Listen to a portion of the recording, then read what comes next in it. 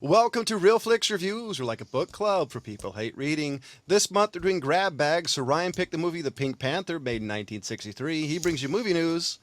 And this week we have Jonathan Charney, James Stevens, Ryan Preston, and the old guys holding a candlelight vigil at the grave of Phyllis Diller.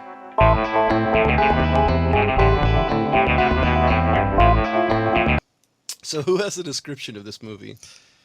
I actually don't like the description of this movie. He's not really bumbling until he became Steve Martin took it over. He was just kind of a goof. Anyways. And kind of a klutz, but yeah, bumbling might not be the right word. Bumbling is not the word I would use. What? I mean, Steve Martin's version, yeah. So before we argue about the description, let's actually read it first. Then we can argue. It's stupid. It's IMDb. Whoever you wrote this, shut up. Hopefully you wrote it better than the way he just said that I sentence. wonder if they actually just copy and paste it from Steve Martin's. So Ryan, you have the description? I can find it. Here, I got it in front of me. I just pulled it up. They did. So bumbling and They conceited copy and French pasted. police inspector Clouseau tries to catch the Phantom, a daring jewel thief whose identity and features are unknown and is acting right under his nose. And I guess to describe this, I would say this is pretty much like a live-action cartoon. It's kind of the way it seemed to me. Pretty much. And it's not, because this is supposed to be a comedy, but this is like 1960s comedy versus today. So you mean smart humor? But okay. I would preference it by saying the fact that if you're expecting like a modern comedy, this doesn't deliver like the ridiculous jokes per minute. This movie, I think, is very picky. John, Jesus, man, they're watching The Pink Panther made in 1963. I don't think anybody was expecting a modern comedy.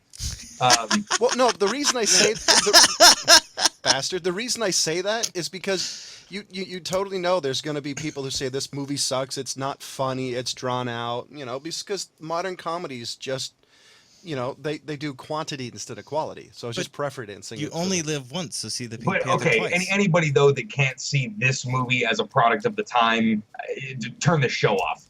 But you heard. But I mean, that being said, I mean it had See you next week. It had a lot of good things going for it, for kind of going against movies of its time. It was like James said, it was a lot smarter because everything going on around Inspector Clouseau was pretty smart. It was kind of a heist movie. There was a lot of like sort of comedic cuts with the meanwhiles and things like that. But David Niven was playing a straight character with Sir Charles. What's his name? Really young Robert Wagner was playing that character, pretty straight. And you young kids know him from Austin Powers. Actually, most of the characters, except for Peter Sellers, were pretty straight, and even Peter Sellers' character was actually a pretty straight character. It was really subtle the way he played it. I mean, he was a klutz, but this movie really rewarded you for paying attention. He wasn't bumbling. I'll be honest, this is actually the first time I've seen the first one. Wow. And reading about it and hearing about it, because I was originally expecting like very slapsticky, because that's literally the way I've heard it described. And maybe moments are possibly on the verge of that. Okay, the old man in the street. That was funny. Yeah. I don't care who you are. The cars all hitting each other at the same time. That's slapstick. Yeah, that's like Keystone Cops. But right in the beginning of the movie, when you're first introduced to Inspector Clouseau, he's standing there. He's kind of like deep in thought, and he's contemplating something. He kind of gives an angry spin to the globe, and he turns around and he's like, "We must find that woman," and then just does the greatest slip take on that globe. That sets the tone for his entire character there. I love how the fact that globe just kept spinning. That's some pretty good ball bearings on that thing. Yeah, they threw some graphite in those bearings. So I guess James, any I really do love Peter Sellers. He's actually a really funny comedian. He's got an amazingly subtle comedian too. Yeah. He's not one of those that goes up and smacks you in the side of the head with his comedy. Well, it's very subtle, and you actually have to kind of think about it a little bit to understand Well, that's one of the reasons I kind of preference it what I said, because after watching this, I was giving this a lot of thought about. I could see there's kind of two audiences. One being who thought this is funny, and one who didn't see it was funny because they're used to quantity, not very well Or laid they're out. used to potty jokes Yeah, pretty much. and somebody cussing to make a joke. And that's not what this movie is about. I think this is what, PG? Yeah, PG. Yeah, I think Yeah. so. So it's I PG. mean, my mom showed this movie to me when I was a kid, man, Yeah. and it really holds up. Yeah, it's a really funny movie, and by far my favorite scene is the old man in the middle of the street. I love That the fact he is- just turned around. That is just masterfully done. I mean, you got the old guy walking out. He doesn't have no idea what's going on. You see these monkeys and gorillas going by, and then this knight in a jeep with what was the other guy? He was It in was a another jester. costume. Yeah, a jester. My Yeah. favorite was the zebra, though. Yeah, the the horse. zebra. And that old guy just going, I give up. Yeah, he just went over, sat down, and waited until they crashed, and then proceeded to walk down the street. But You know, this is the second Peter Sellers movie that I picked during this. A while back, I picked Dr. Strangelove, Oh, yeah, yeah. which he plays three characters in, and it was made a year after the Pink Panther. So I mean, it was what he did sort of in between, the two Pink Panthers. This is back when they were making, every actor's doing 2 or 3 movies a year. And there's some really interesting things about how Pink Panther kind of came about. Blake Edwards, who pretty much made his career doing Pink Panther movies, really liked Peter Sellers, but originally wanted to offer the role of Clouseau to some other British guy, and I can't remember his name. But the main character was really supposed to be Sir Charles. That was kind of sort of what the movie was supposed to be about. But everybody seemed to love Peter Sellers on the set so much that, I mean, they kind of quickly started cutting around him a lot more. And So that when David Niven originally took the role, he was hoping this was going to kind of launch like a series of movies for him. Not only did he kind of get bumped out of the main character spot, but it became a series of movies from Peter Sellers. And you can totally see why just by watching this movie. The what's his name? The David Niven just really didn't take up the screen. He was important. That Peter Sellers just shined. Every scene he was masterfully done. Yeah. Even a little thing like the door popping off, the doorknob, and the Stradivarius. I loved that. I loved the scene, and you could see his wife, doing the not again. I mean, that's one of my favorite things about his character, though, was how much he loved his wife, and how much he was so willing to dote on her. You know what I mean? That came so much comedy from the juxtaposition of their two characters, and she was a hysterical character also, with the running around behind him and all the physical comedy she was up to. The bedroom scene is my favorite one. When you had David Niven under the bed, and you had Robert Ragnar somewhere else, and they're switching and going underneath. And I was really hoping that they would meet somewhere, and you get the, huh? But you mean like the monkey scene? Yeah. Or the gorilla scene? Sorry, See, gorilla. I guess that's one of the reasons The I guess gorilla this scene. movie is really good, because what you expected didn't always happen. Yeah. And that's the sign Right. of good comedy, because we kind of predict movies. If you don't believe us, ask our significant others. They kind of get tired of it. Any particular favorite scene? I mean, we know James's favorite scene being the old guy. Ryan, do you have any one that really stands out? Oh man, well, like I said before, this movie really rewards paying attention. Yeah. And it's I don't know, it's probably a collection of little things, but I don't know, I hadn't given any thought to it right up until now. But I don't know, probably just the original scene that I was mentioning with Peter Sellers when you're first introduced to his character, the whole globe thing. I'll think about that scene from time to time, and I'll just start chuckling out loud. It's so funny. The globe scene always gets, taken over by Inglourious Bastards globe scene. Well,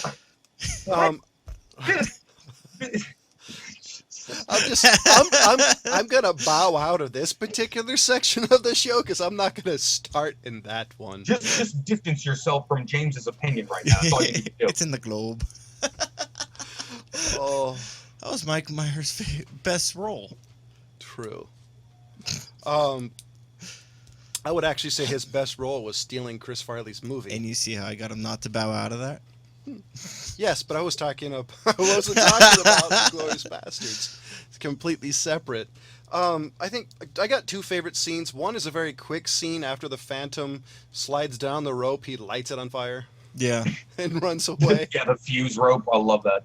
That would actually stop and made me think like, oh, so he had to. So that's how he did it, you know. And the one is the bedroom scene, just because that poor woman running around in her bathrobe, you know, trying to stop her idiot husband from finding out. The bumbling. The bumbling, yeah. And the other thing, what's up with a music video in the middle? Like, you know, they had that chick singing. That was kind of a 60s thing, though. Yeah, it really was a product of its friggin' generation right there. Because I was thinking, oh, great, it's going to be the beach blanket bingo section, but better done. And the guys in the background. Yeah. Actually, the best part of that scene was that one guy she grabbed. And he's like, huh? What? No. Yeah, I mean, at this point, 1963. I mean, it was Beatlemania. You know what I mean? It was everything was British this, British that.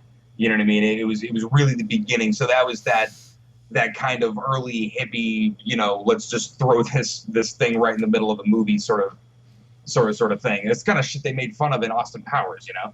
True.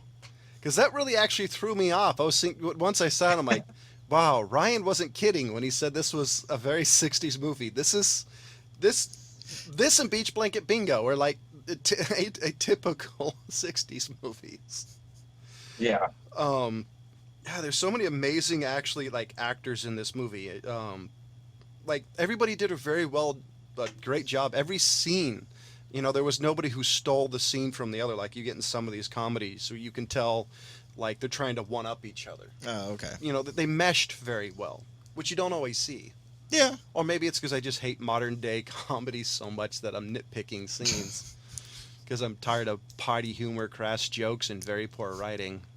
I think you need to go see the Betty White roast again. I like Who that. did she roast? I forget who she roast. I don't remember, but that one was funny. Yeah. Don't remember who they roast. I think it was Dave Carey, wasn't it? Anyway, Betty White talks about that exact same thing, where it's smart humor, not just potty jokes and cussing, just to try to make it seem extreme and even more funny. Yeah, the suggestive humor versus actually saying it. Yeah. Yeah, what you get a lot of nowadays is sort of this this kind of pretend edgy. People say the F word or say the C word or something like that to evoke a sort of a knee jerk response, but that's not the edge anymore. You know what I mean? It's the edge is no longer just saying a dirty word. You know, people got to try a little harder than that to make a joke or make a point. You know? Yeah. Totally. Oh man, I lost my train of thought. So, you know, I could this one, and then I looked at the Steve Martin one, which I really will never watch. And this one has almost a complete 2-point higher rating on IMDb. Is that is that so really? I'm not really surprised, but it's nice to know that, you know, not all the people on IMDb are dumb, except for Mr. Bumbling over here, whoever wrote that. You could scratch that out. That'd be very handy. So what is his version of the Pink Panther called? The Pink Panther. That's it? So it's just kind of like a bad reboot? Yeah. Yeah, literally. Yeah, that's pretty much exactly what it was. I mean, so much so that, I mean, everybody who's ever seen any of the original movies, you know what I mean? Especially the sequels, because this is a set of movies that doesn't exactly need to suffer from the sequelitis situation, because they bring in Kato and the chief inspector guy, whose name I'm going to completely forget because it's been a decade. But it only gets funnier, and his character is so solid throughout them.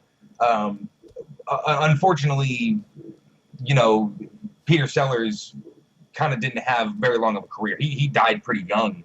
I think Yeah, he's in 1980. I think it was Yeah, 50 exactly. something. I mean, he had a 30-year career from 1950 to 1980, and made so much of an impact with his characters and his versatility. I mean, just look at Pink Panther, and then the next year, Doctor Strangelove. I mean, he was kind of a phenomenon, but I, Ryan? and it seemed that he suffered. Huh? Oh, sorry, you cut out there. I, Oh, sorry. I did want to say something. Talk about Peter Sellers. You talk about the Pink Panther this year. It was made in 1963, and the next year being Doctor Strangelove. The difference between these two characters: one very comedic, the other one comedic but extremely serious. At least the overtone of the film. Right. Well, the memorable character. He played 3 characters in Yeah, Strangelove. yeah, true. So I would say that by itself shows you the range he was able to play, and not have it be like the similar character. Because Right. you do see comedians and actors and people like this like play different characters, but it's really the same character, just a different name, different shirt. Yeah. Like everything Like Arnold Tom Schwarzenegger's Cruise. ever done, and Tom Cruise. Mostly Midget. Mostly Tom Cruise. I would argue he does have a few good movies. A few. Like A Few Good Men. Last Samurai, Few Good Men, Minority Report, even You Days know of what- Did you Thunder. say Minority Report? I actually thought it was pretty decent for his movies. Oh, jeez. I haven't seen that movie. I don't think all the way through. I that's one of those ones I feel like I might give a second chance to. I wish you luck. I liked it, but I don't want to see it again. Then so, go watch Paycheck right after it. Oh, geez. It'll make it look so much better. So James, what did you give? You know, I really do like this film. It's just one of those that is an all-time classic, and it did not need to be remade. Remake is not even out there for me. But, you know, for comedy, I think, you know, like you kind of said, it's a smarter comedy. There's really nothing like in-your-face type of thing. But for that, it's still a 3 out of 5. Ryan? I'm gonna go 3.5 out of 5, 3.5, man. I forgot 'Cause to do it's- that. Yeah, exactly. But it's I mean, the first one of the series, I think they almost got a little funnier, but and it got a little messy with the constant switch of the storytelling. But damn, this movie is almost greater than sort of the sum of its parts, you know. I'll give this movie a 3 out of 5. There's definitely parts I liked, parts that I was kind of bored at. Overall, I actually liked the fact that it was smarter humor and smarter attempt at humor There you go. than anything you get nowadays. You know, like Horrible Bosses 2, and you know all the other I didn't see Horrible Bosses 2. Hungover. You know, a typical crappy Hot comedies. Tub Time Machine. Ugh. There you go. And so gonna remind you all, we do have a Facebook page. Do you love us, hate us, write us, we'll read you on air, possibly, maybe. And how about, you know, donating a little money to Old Guy Tech TV so we can be like Accord Motels and leave the lights on. And Ryan, if you don't have any news, I have an idea for a segment I wanted to try. Well, we could do that. I just want to bring up one quick, very short thing, just to try to get a reaction out of James. They're going to be rebooting the Masters of the Universe. I'm kind of excited about that, but I was a He-Man fan. I was kind of a Masters of the Universe fan. Yeah, the whole thing I'm excited about. Nah. But on the other hand, I liked the don't original care. movie with Dolph Lundgren and that little hairy ape-looking That's guy. what I'm sort of referring to. It's not necessarily the cartoon, the insane movie. No, oh, Oh and my God. what was her name? There's a Courtney Cox, Courtney Cox's first movie. a young Courtney Cox. I'm one? excited.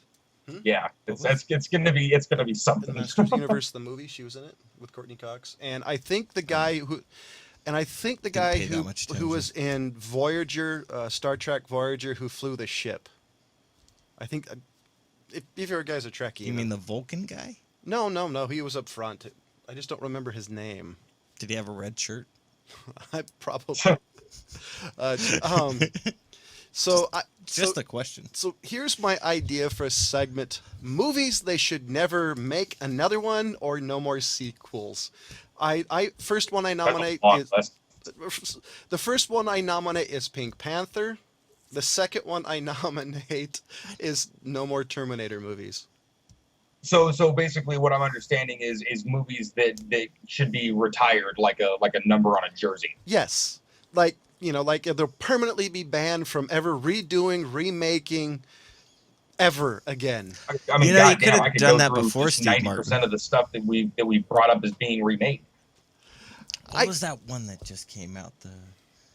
Well, I do like attempt at remakes if they change it up. Like they're gonna make a new Zorro movie that's possibly gonna be post-apocalyptic. See, I mean, but that's Pacific I mean, Rim. there's a 14 Zorro movies. You know? Yes. I mean, is that one of those ones that should be made about every decade? You know, like is it that kind of a story? Like there's Batman that I think is going to be made every 10 years for everybody's life ever. But they already redid, Zorro. Yeah, his name is Puss in Boots. And with Antonio Banderas, who oddly enough played Zorro in the movies. Yeah. The first one, which is decent, and the second one, which is by no stretch the first one or the second. Well, I'm talking more like the 10th one. Well, yes, but I'm talking about Antonio Banderas, not the other 14 guys who played. They shouldn't keep doing Three Musketeers. Talking about a movie that's been remade quite a few times. Like Three Musketeers? Yeah, there's another one. I mean, it's just those sort of seminal stories that keep coming up, sort of generation. One that they try to do like Crouching Tiger, Hidden Dragon stuff with it. Was that the Musketeer? That was, The Musketeer or something like that? That was Musketeers, and that was with Mila Djokovic. Please stop making movies. All right. That's her new last name. I think she's okay. It's Kate Beckinsale. I have a problem. I think it's Tim Roth was in that one too. I take that back. It's Keira Knightley. I don't understand why she's a person. Wait, she's still making. I thought understand why she's a person. I thought she was. She's a thing. I thought she just did period pieces in Disney pirate movies. Oh man, it was ever since Domino that I just it really left a bad taste in my mouth.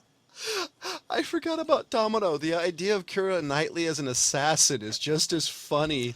I like the character Domino. It's just she just. No, I don't like the character Domino. No, I'm not talking about that. I'm talking about the superhero Domino or the supervillain. But it's just as funny as Denise Richards being a nuclear scientist. Yeah, exactly. That's the same thing. I mean, a person who we're never gonna believe isn't kind of ditzy. I mean, you cast her as a nuclear physicist, regardless of whether she can play the role. We're just not going to believe it. We were amazed she could breathe and speak her lines at the same time. Never mind give some of the dialogue in that movie. Just like Keira Knightley, I sure if she can say the words convincingly, sure, but I'm not going to believe that this 92-pound girl is going to be a hit. So is there any particular movies that they've made within, say, the last 20 years that you think they should never make another sequel of, or remake, reboot, whatever? Yeah, The Last Starfighter. Well, okay. I was going to ask, what's our criteria? Because they're so bad or because they're so good? I'm not excited that they're remaking The Last Starfighter. Here's my idea. My idea would be like, say, Terminator 2, that it was such a good, groundbreaking movie that every movie they've tried to make after it is trying to catch lightning in a bottle, and they've failed every time. Like The Matrix Reloaded? Yeah, like or was it redo? Like every movie after the first Matrix. No, hold Reloaded. Okay, before dude, or after don't redo? make me be the one that has to defend these movies. Are you kidding me? Well, why don't? We're gonna save this argument for another episode because I have an idea for an episode. So, but is there any movies like that with the criteria meet? I mean, you get the rough idea. Okay, and this is we're not starting it today. Fine, go. I just want to know what movies you guys think they should never make another of them. Like Land Before Time. There's 20 of them. I mean, Never any story. Well, but that's Labyrinth. If you guys ever remake Labyrinth, I will stab you with a pin. David Bowie's a little old now. He was a little old to be doing that then too. The reasons we didn't like Labyrinth were many, but I would say Last Unicorn. I would say the reason why I didn't like Labyrinth is I was forced to watch it more than any human should possibly ever watch it. Did you have a cruel babysitter or something? No, it's called his sister. Oh, same thing. Almost. Watching him as Ziggy Stardust back in the 70s stoned off his ass would be a lot more amusing than watching the Labyrinth Shit, I love movie. Ziggy. Yeah, I was gonna say I'll watch that. That's okay. Yeah, totally. But the outfits he was wearing in Labyrinth were not kid approved. So You know what? The one thing I do want to point out, since we brought up Labyrinth, somebody should get something out of this. If everybody was ever fascinated with the whole hand juggling with the clear crystal ball thing, Yeah. the guy that was actually doing that in the movie is named Mike Motion. He's an incredible juggler. Look that dude up on YouTube. Okay. So James would nominate never another Labyrinth remake. Which are they going to? I mean, I hope not. You would be surprised. They're redoing The Last Starfighter. I think they're trying to do it right this time. Ryan. See, that's the thing is I could almost make a case for anything being never remade or remade. You know, it's. Well, is there any movie that you love that's just your favorite movie that you know if they remake they're gonna screw it up? The Professional. Yeah, Leon the Professional. I think. Well, if- yeah, Star Wars. If somebody tries to Like, I'm sorry, you cut out. What was that, Ryan? I said Star Wars. If anybody ever tries to reboot Star Wars, then they should be immediately murdered in this town square. So here's That's a death threat, George. So here's no. The best thing about George not being involved, he can't make any new versions of it. Here's just hoping Disney can splice together the original footage to re-release the theatrical version. But what do you think about what Disney's doing? It's a reboot. No, it's But not. It's expanding it's a the story. continuation. Well, It's it's a not little at bit- all what- a reboot. Well, I mean, it's a reboot in the fact that they're not doing prequels. It's a true I'm sorry. sequel. What part of this is a reboot? Yeah, that's what I'm Because they're kind of starting over with new characters. It's kind of giving them What a are you push. talking about? No, they're not. Yeah, they're introducing new characters in Yes, this. they're introducing new characters. Introducing new characters because they weren't in the other ones. They hadn't gotten there yet. It's not Yeah. a reboot. It's a continuation. It's a Okay. continuation. So it's a continuation. But I mean, so what do you think? I mean, Oh, we gotta add continuations into this now too? no, because I think in theory you could probably call it reboot-ish. Because honestly, from what I've heard, they're only really gonna do like cameos of the original What characters. are you talking about? This is what I've heard. I've heard they're going to be a lot of hearing cameos. completely bullshit. I slap the people you're hearing this from. Like, this is all this stuff they've read because there's not a whole lot of people have actually seen the film. Like from what I've read, which has been very little, Han Solo and Princess Leia may not be as big as they were because it's going to be handing off to the Well, next They're generation. old. They shrink. They But shrink. it's like if we're talking about like the kids of main actors and things like that, or main characters, actors. Yeah. That are continuing the story of the Force and this Star Wars universe. It's like the farthest thing from a reboot you can be. It's just the next chapter. The strangest They're thing just old now, so they're not going to be still kicking ass and. The strangest thing is I've been reading that they want to do a standalone movie with Han Solo, That doesn't sound good. which they couldn't do with Harrison Ford, so they would have to do a young Han Solo. Well, see, if I mean the So no one that everybody refrigerator. wants is a Boba Fett movie. If anything, do a standalone Boba Fett movie. Yeah, because They pretty much did some standalone Boba Fett stuff with the cartoons that Disney was continuing the story with Clone Wars and what's the new one they have? it's Rebels? Yeah, That's sort of my point. Is Star Wars the property of Star Wars has been such a carefully elaborate, really meticulous way that they put everything out in the order that they put everything out. Everything to do with the video games through the little novellas that they put out and things like that. Everything has a continuity. So when they sold it to Disney, it's Except not like for Disney the was original just Clone gonna. Wars and then the cartoon Clone Wars and then the I would say it's all Cartoon a Network marketing stuff. gimmick to sell toys because that's how George Lucas made his fortune was off of those rights to it. I mean, you think he Well, gets of course, cuts off those but emails? You have the to eBay understand sales? the universe that's been created, regardless if it was for toys. The sandbox that we're playing in is enormous because he wrote it all down. Oh no, totally.